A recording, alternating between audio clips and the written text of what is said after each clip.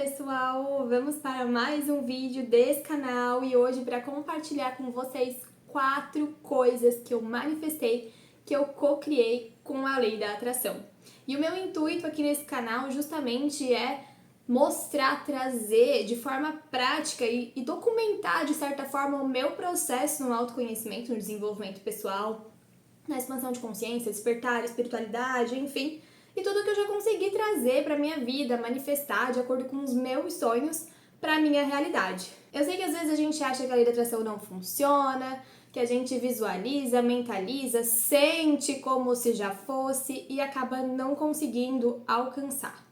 Mas muitas coisas a gente realmente manifesta, às vezes até sem querer, de forma inconsciente, enfim, né? Então a gente tem que sim tomar esse cuidado do que a gente pensa, do que a gente fala, das nossas palavras, das nossas intenções, porque às vezes a gente fala e de tanto falar aquilo acontece, né? Então, claro que acontecem coisas boas diante de tanto a gente falar, mas acontecem coisas não tão legais. Mas hoje eu tô aqui para trazer 4 coisas para pontuar. Eu conquistei muito mais que 4, com certeza. Mas hoje eu vou trazer as 4 que mais me fizeram perceber que eu manifestei de fato, que realmente eu queria muito aquilo.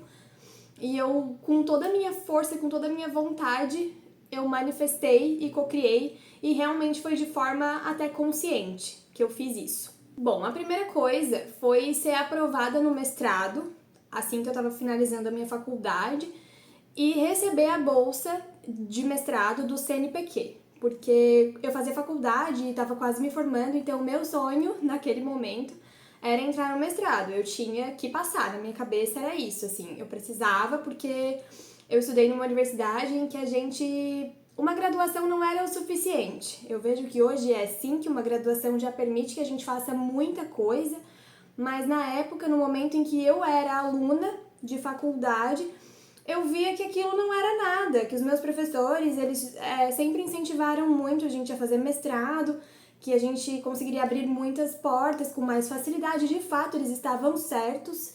Eu sempre tive empregos muito bons justamente porque eu tinha o mestrado, né? Mas caso eu não tivesse, isso não me impossibilitaria de crescer profissionalmente, de trabalhar. Mas naquele momento eu achava que o mestrado era essencial e depois um doutorado, consequentemente. O doutorado eu não fiz o mestrado. E aí alguns programas de pós-graduação da universidade era bem simples de entrar, só que o que eu queria não era igual.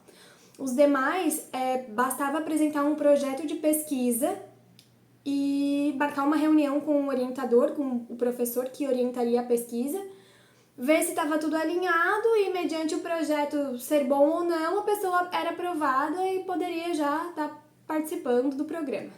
O que eu queria entrar tinha que fazer uma prova, e era uma prova extremamente difícil, era até uma prova assim bem famosa, a prova, não sei o que, assim, ficava aquela coisa meio tensa. Ela acontecia somente uma vez por ano, não era semestral, como os outros programas também, que tinha seleção todo semestre. Então, assim, caso a gente não conseguisse passar, tinha que estudar mais um ano para aquela prova. E questões discursivas, não era de assinalar. Então, assim, e cada questão era um livro para estudar. Então, era uma bibliografia gigante, livros densos, respostas que a gente não tinha o que fazer. Tinha que sentar e escrever uma página, 2, 3, quantas precisasse. E era uma prova extensa e muito temida, concorrida, de certa forma. Então, eu lembro, assim, que eu queria passar com bolsa, porque eu sabia que também o mestrado ia exigir bastante de mim. E aí, o que eu fazia? Quando eu chegava na faculdade, às vezes eu ia na lanchonete e eu comprava um cafezinho. Naquela época ainda, o ano era 2018. Já existia o Pix, talvez, não me recordo bem. Cartão de crédito e débito já existia, mas eu ainda tinha muito o hábito de andar com dinheiro de papel na bolsa. Tinha esse costume de sacar o dinheiro e tá usando o dinheiro de papel, que hoje acabei que eu perdi esse hábito e quero retomar. E aí eu ia na lanchonete comprar um cafezinho, nunca comprava nada de comer, porque naquela época também eu vivia de dieta, então eu não podia comer nada, enfim, aquela coisa toda. Mas um cafezinho preto eu comprava de vez em quando, e na época custava R$2, R$2,50, dependendo do tamanho do café. Então eu pegava uma nota de R$2 e sempre que eu tirava a nota da carteira, da bolsa, eu falava, vou comprar meu cafezinho e tô pagando com a bolsa. Vou comprar o meu cafezinho e tô pagando com a bolsa. Eu já mentalizava, como eu sou grata, é o dinheiro da bolsa e que eu queria ganhar. E eu pensava, se eu tiver a bolsa, porque eu entrei no mestrado. Se eu, tô pagando com o dinheiro da bolsa, porque eu já fui aprovada. E aquilo ia me trazendo, de certa forma, o sentimento de já ser uma aluna lá do mestrado e bolsista do CNPq. Então, era isso que eu fazia.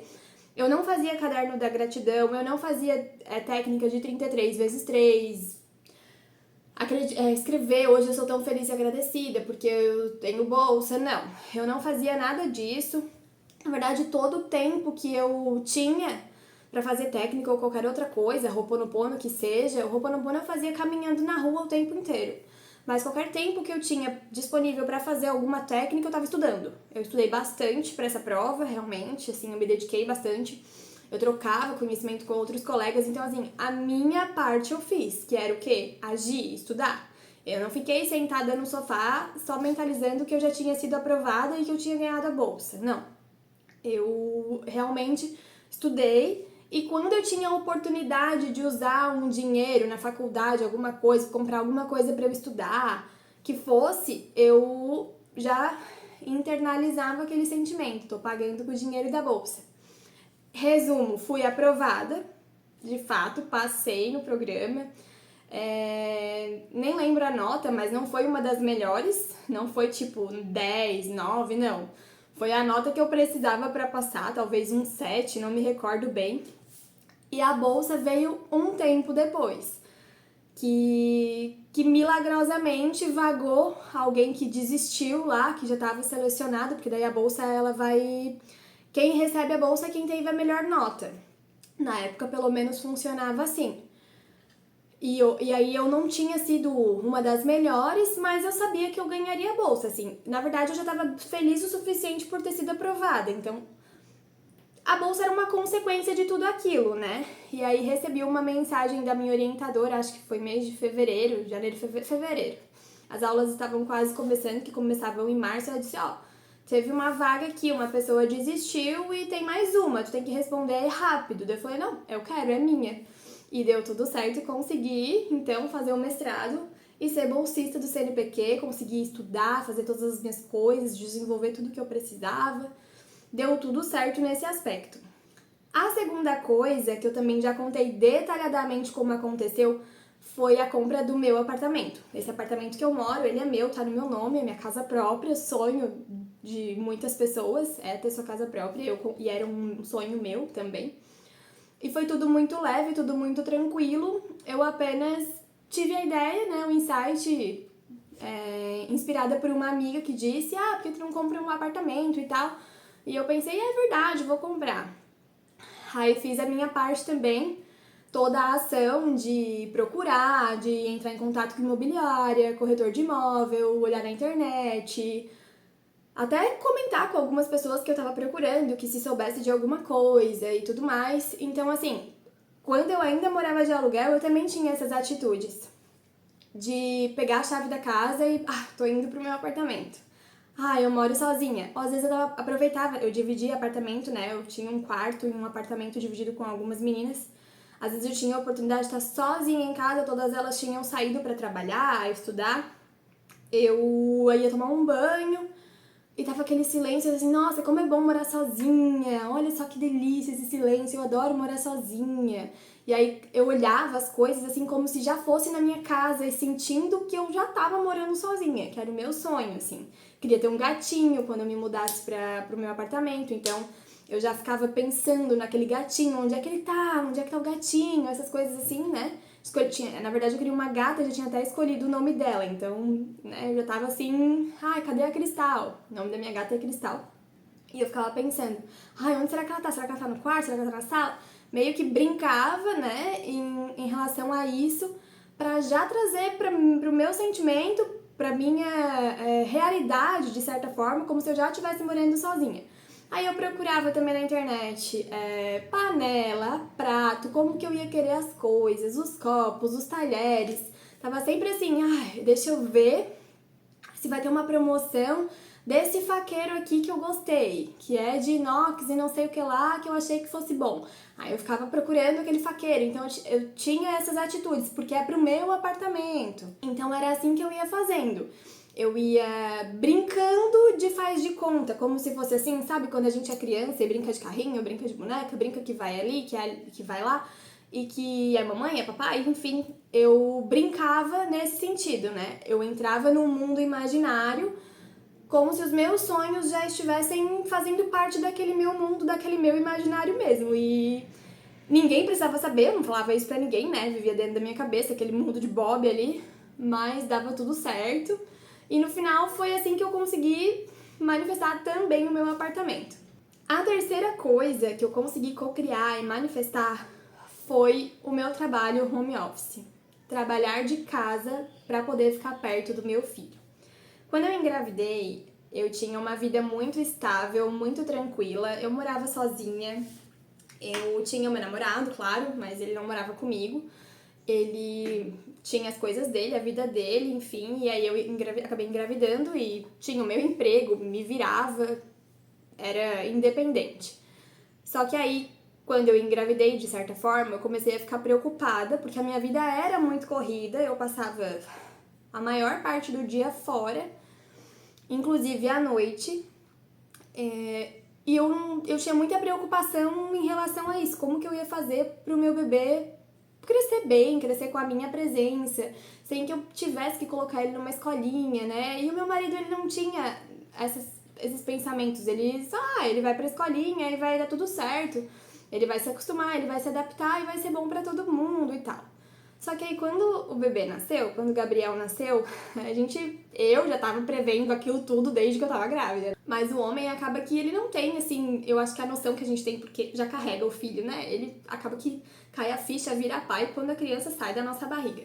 E aí quando ele viu o bebezinho ali, todo indefeso e pequenininho, todo molinho, que precisava de cuidados, ele começou a pensar nisso também. Poxa, eu acho que talvez eu também queira que tu fique em casa com ele exclusivamente, né? Ou a maior parte do tempo que a gente puder.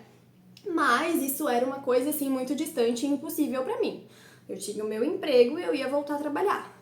E precisava então de dinheiro também, né, pra pagar a escolinha. E aí a gente começou a agendar visitas em escolinhas, quando ele tava com 3 para 4 meses. E deu bem certinho, assim, porque ele nasceu em agosto, então a minha licença maternidade tinha 4 meses. E quando eu voltaria a trabalhar em dezembro, começariam as férias da universidade que eu trabalho. E a licença da escola era 6 meses, então eu iria até fevereiro. Então, assim, quando acabou a licença, eu entrei em férias. Mais uns 30 dias de férias, consegui ele com 5 meses. Então, assim, tudo foi dando certo. Então, a gente ganhou aí mais um tempinho entre licença e férias que eu tive. E aí a gente começou a visitar algumas escolas, mas eu não gostei de nenhuma. Eu, particularmente, a única escola que eu gostei, que eu me sentiria segura de colocar o meu filho, que é a escolinha que ele tá hoje, nesse momento, naquela época não aceitava crianças com menos de 9 meses. Então, as que aceitavam com 4 meses, 5 ali, 6 meses, eu não gostei, eu não me senti segura e o meu coração não estava em paz. E aí eu pensei comigo, poxa, não vai rolar. Eu, pelo menos durante o dia, eu vou ficar com ele, eu não vou voltar pra escola, vai acabar minha licença e eu não vou voltar. Na verdade, na escola eu era CT, né? Então não tinha assim uma obrigação de voltar. O meu contrato ia ser encerrado depois da licença. Eu ia receber a saída, todos os meus direitos e foi isso, assim. Aí eu disse, não, durante o dia eu vou ficar em casa com ele. Se eu tiver que voltar, vai ser à noite pra universidade. E eu dava aula algumas vezes durante o dia na universidade também. Então isso estava me preocupando. Daí eu pensei, eu acho uma babá pra ficar com ele uma vez por semana à tarde, 2 vezes, quantas vezes for preciso. Mas eu não vou colocar ele na escolinha. Coloquei na minha cabeça aquilo. E outra coisa, eu vou começar a empreender com velas aromáticas, que era uma coisa que eu já queria, que quando eu tava grávida eu fiz as minhas primeiras velas, já tinha me aventurado nesse mundo. Eu gostava muito de vela, assim, eu via videozinho e tal, mas assim, sabe quando nunca tem um motivo real pra começar aquilo ali? Então eu tava assim, há 4 ou 5 anos vendo videozinho de fazer vela, um dia eu vou fazer, um dia eu vou fazer. Chegou a hora. Então foi isso, a gente comprou as primeiras coisas, pesquisou, eu acabei fazendo também um curso de velas aromáticas e foi muito legal, né? Porque realmente quando eu comecei a lançar a marca, todo mundo pensou, ela tá fazendo vela porque ela não vai voltar a trabalhar. Realmente, teve um emprego que eu não voltei, mas pro outro eu voltei. E aí, por fim, resumindo, até o meu filho teve uma condição de saúde que me fortaleceu, que me obrigou, de certa forma, ainda mais a estar em casa com ele. Que isso também é assunto para outro vídeo, talvez não, tenha realmente sido uma cocriação, essa doença dele, para que eu pudesse, de fato, cuidar dele eu mesma, que ele estivesse exclusivamente sob os meus cuidados. Mas tudo aconteceu de uma forma tão perfeita que quando eu precisei voltar para a universidade, que eu pensava que seria apenas na parte da noite e 1 ou 2 vezes por semana à tarde, a universidade tinha reformulado todo o currículo dos cursos e a minha disciplina, que é Libras, a língua brasileira de sinais, acabou indo pro sistema EAD. Então, parte dos cursos ele continuou, parte das disciplinas dos cursos continuou presencial e outra parte foi à distância. Então, tudo no sistema. E aí, o que aconteceu? Eu não precisei mais ir presencialmente até a universidade. Claro, reduziu minha carga horária, reduziu meu salário, reduziu muitas coisas, mas eu consegui dar conta de todas as demandas de casa, todas as aulas de casa, suporte aos alunos da minha casa. Então, eu tinha ali algumas noites por semana, e não era a noite inteira, era período, uma parte da noite, para dar esse suporte aos alunos. E aí, à noite, meu esposo estava em casa e poderia ficar com ele. Então, assim, caiu como uma luva, né? Realmente, essa reforma nos currículos aconteceu no período que era necessário para que eu ficasse em casa com ele. E eu sei que não foi por acaso tudo isso acontecer dessa forma, então eu nunca precisei voltar. Claro, eu continuei trabalhando, eu precisei participar de algumas reuniões, algumas eu não fui. Infelizmente eu não fui, porque não tinha com quem deixar a criança, o bebê. Não temos rede de apoio por aqui. Às vezes eu até, para não dizer que eu não ia, eu dava uma passada e levava ele junto comigo. E todo mundo sempre entendeu, sempre foi muito tranquilo em relação a isso. E eu realmente sou muito grata por essa fase da nossa vida, por ter conseguido, de fato, manifestar estar em casa com o meu filho. Porque eu lembro, assim, que foi uma das coisas mais difíceis pra mim, de sentir que eu tava em casa com ele, porque eu tinha essa preocupação, sabe? Então, assim, foi bem dolorido, assim. Enquanto a bolsa do mestrado e o apartamento foi uma coisa mais lúdica, mais, sabe? Mais tranquila pra eu ficar pensando, em relação a trabalhar de casa já foi um pouco mais, sabe? Eu tinha um pouco de medo de não dar certo, confesso, não vou negar. Que eu pensava assim, é só imaginar, não. E é assim, o que eu sentia é que eu tava correndo contra o tempo, que eu precisava assim, pra ontem de alguma coisa que eu pudesse fazer de casa, que fosse dar certo, pra que eu pudesse ficar com ele, né? Eu já pesquisava por isso quando eu tava grávida, mas nada muito certo. Eu pesquisava, mas eu pensava, vou ter que colocar na escolinha. Vou ter que colocar na escolinha. Só que quando de fato o negócio aconteceu, que eu fui ver a escolinha e eu não gostei, veio uma força de dentro de mim, sabe? E eu disse, eu vou ficar em casa com ele e vai dar certo. Eu tinha muito isso dentro do meu coração, apesar de sim sentir medo de, nossa, e se não der, o que eu vou fazer? E se eu tiver que voltar, o que eu vou fazer? Mas assim, eu também não deixava isso ficar, não deixava isso me abafar de certa forma. E até naquele ano, que foi o primeiro ano que eu fiquei em casa com ele, que ele era bebezinho, tinha 5 meses ali, que foi o ano de 2024 inteiro, o meu marido até conseguiu um outro emprego, porque ele é bacharel em Direito, e acabou sendo auxiliar de uma advogada, então na parte da noite. Então ele trabalhava no CLT durante o dia, que é o emprego que ele já tem como vendedor, e à noite ele fazia essa ponte com a advogada, né? E acabou conseguindo, de certa forma, uma renda extra para o nosso ano inteiro, que supriu parte do meu salário também que eu ganhava na escola, e aí as coisas, aí vieram as velas também, que eu tenho a empresa até hoje, foi tudo muito legal, tive várias cocriações dentro da empresa também, muito divertidas, muito legais.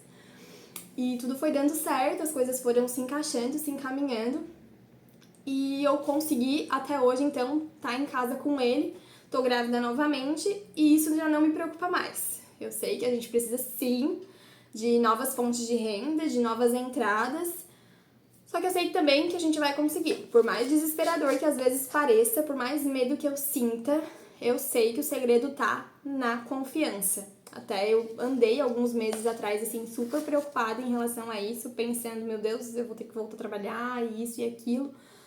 Mas agora, assim, parece que veio de novo aquela força de que eu consigo, eu sei onde eu quero chegar e eu vou conseguir, eu já consegui, eu já tô lá.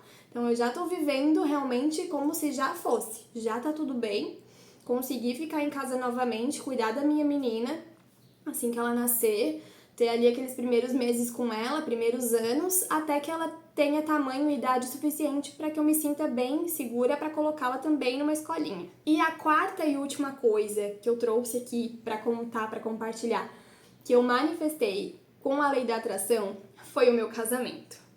Como eu já vinha contando aqui, nós éramos namorados e eu engravidei, e aí ele veio morar comigo, e aí eu tinha muito essa angústia de, nossa, eu me sentia muito mal por estar grávida, sendo que eu não era casada.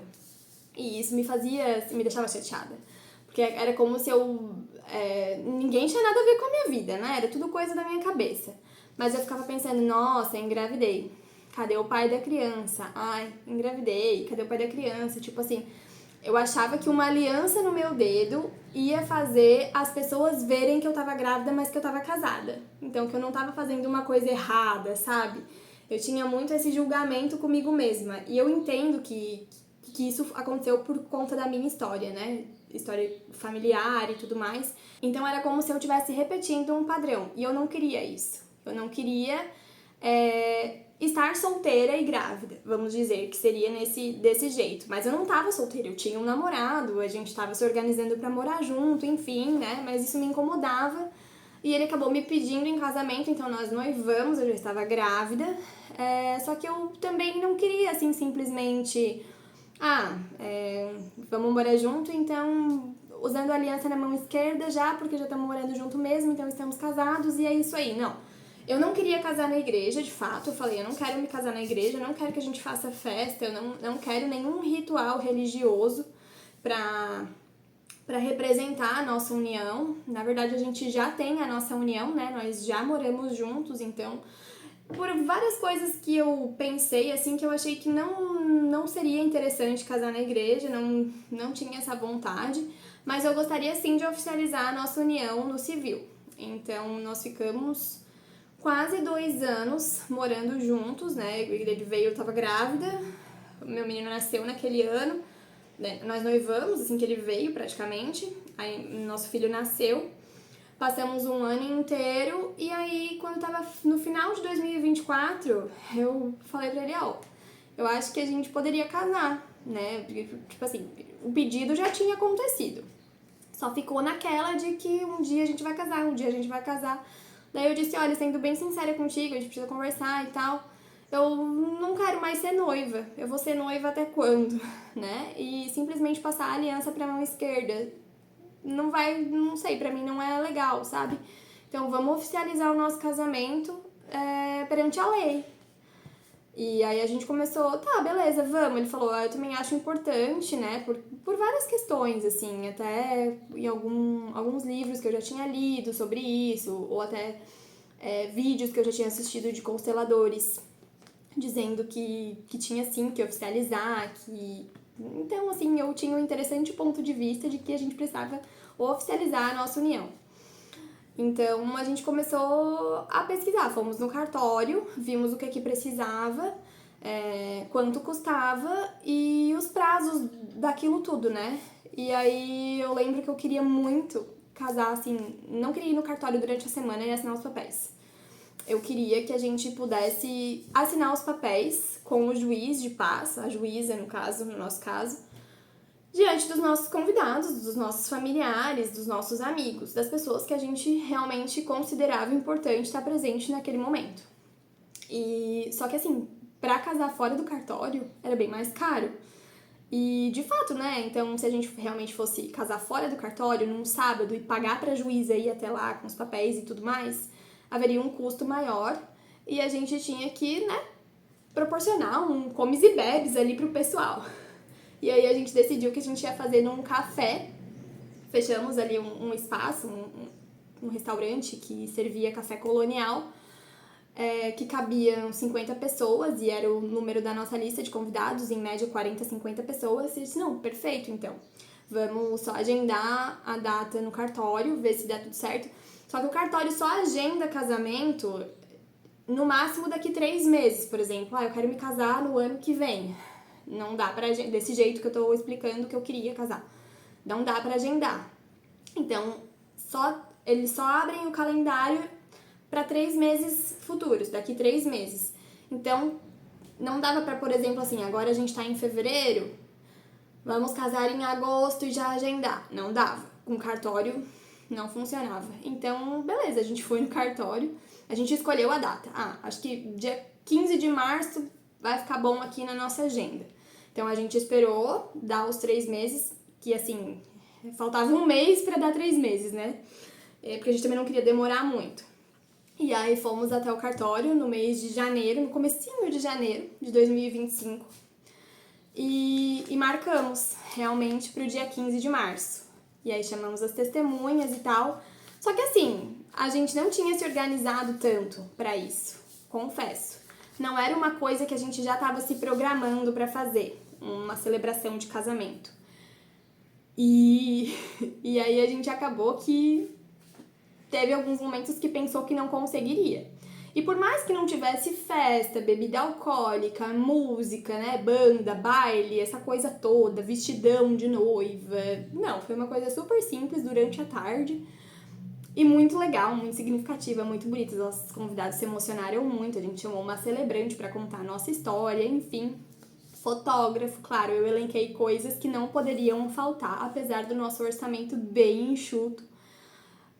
Mas tinham coisas que eu considerava essenciais em um casamento e que eu gostaria muito que tivesse. Tanto que eu nem me casei de vestido longo, eu fiz um vestido curtinho, assim, meu estilo.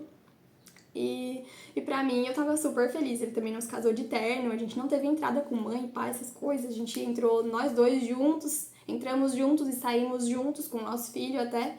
Porque a gente considerava que a gente já era casado, já tinha uma união e a gente só queria oficializar aquilo ali, formalizar, né, e assinar os papéis.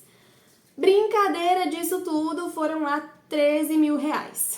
Até hoje a gente se olha e pensa, poxa, de onde saiu esse dinheiro? A gente não lembra, a gente não sabe.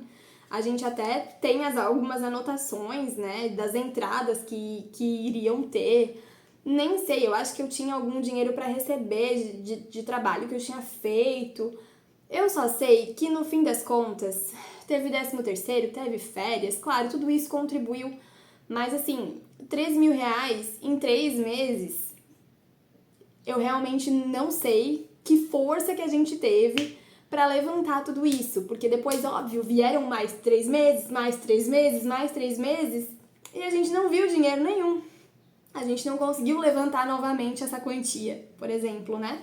A gente não conseguiu vender o suficiente para que entrasse 13 mil reais. A gente não conseguiu ter um salário suficiente que chegasse em 3 meses, 13 mil reais sobrando para poder colocar em algum lugar, investir em algum lugar, como a gente realmente investiu no nosso casamento.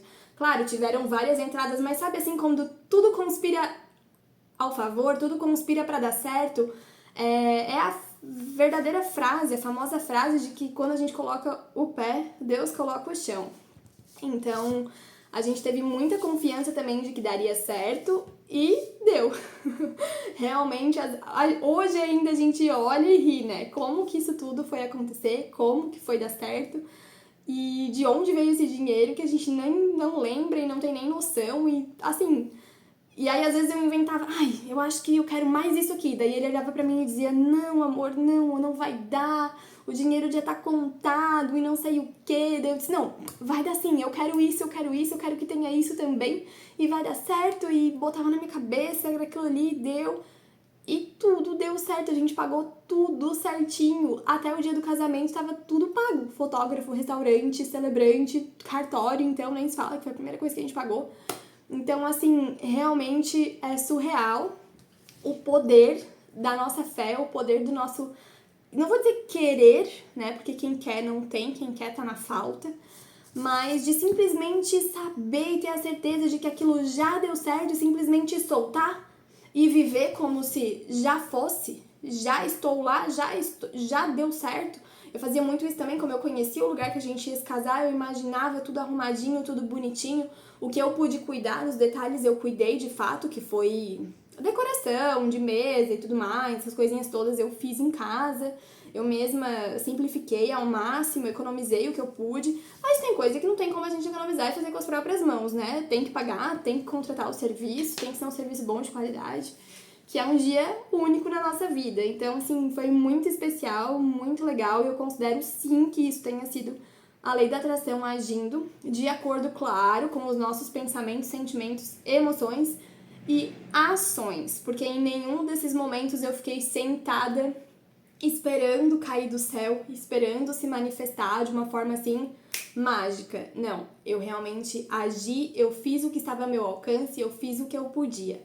E eu trouxe esses 4 pontos, essas 4 cocriações, como eu disse no começo do vídeo, tiveram mais sim ao longo dessa vida toda, mas eu trouxe as 4 principais para mostrar realmente como aconteceu, que não foi mágica, não foi milagre, não brotou uma mala de dinheiro aqui no meu chão, mas que as coisas realmente elas foram conspirando, dando certo, os movimentos foram acontecendo, e como eu sempre falo, se eu conseguir, você também consegue. Se deu certo pra mim, pra gente, com certeza vai dar certo pra você também. E eu já tô aqui ansiosa pra saber, me conta nos comentários se tem alguma manifestação que não foi milagrosa, mas que aconteceu, que se manifestou na sua vida diante da lei da atração. Já tô querendo saber, vamos conversar e vamos conhecer. Um abraço e até o próximo vídeo.